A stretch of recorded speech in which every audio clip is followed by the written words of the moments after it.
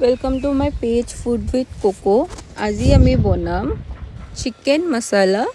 তো তাৰে বাবে ফাৰ্ষ্ট লৈছোঁ আমি জলকীয়া, পিঁয়াজ, অলপমান আদা, ধনিয়া পাত আৰু তাতে বিলাহী দি এইখিনি ভালকৈ আমি এটা পেষ্ট বনাই ল'ম। লোৱাৰ পিছত আমি চিকেনত সেই পেষ্টখিনি দিয়াৰ পিছত তাতে আমি দিম গৰম মছলা, তাৰপিছত চিকেন মছলা, জিঞ্জাৰ গাৰ্লিক পেষ্ট, হালধি, নিমখ আৰু দৈ দি কেনে এইখিনি ভালকৈ আমি মেৰিনেট কৰি গোটেই ৰাতি আমি ৰাখি দিম। এটলিষ্ট 12 ঘণ্টা ৰাখিব লাগিব। ৰখাৰ পিছত আমি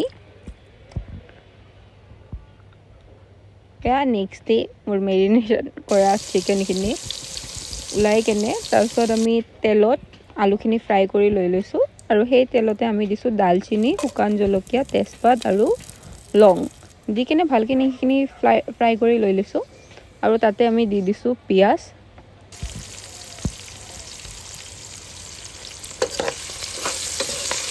দি কেনে এই পিঁয়াজখিনি আপুনি ভালদৰে ফ্ৰাই কৰি ল'ব।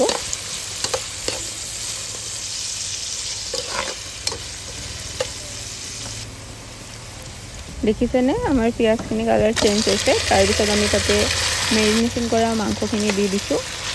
দিয়াৰ পিছত এইখিনি ভালকৈ ফ্ৰাই কৰি লৈ ল'ম আৰু তাৰে পিছত দেখা পাইছে আমাৰ মাংসখিনি আমি আলুখিনি দি দিছোঁ তাৰে পিছত আৰু সেইখিনিও ভালকৈ মিলাই ল'ম। মিলাই কিনে অলপ দেৰি ফ্ৰাই কৰি ল'ম মাংসৰ লগত আলুটো।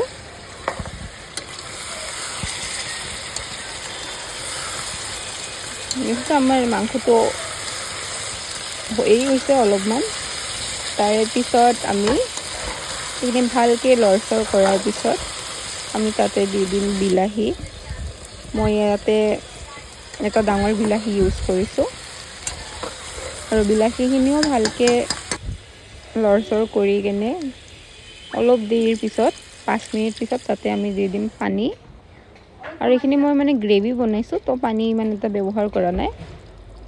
আৰু আমাৰ চিকেন ৰেডি। ট্ৰাই কৰি চাব কেনেকুৱা লাগিছে। Thank U.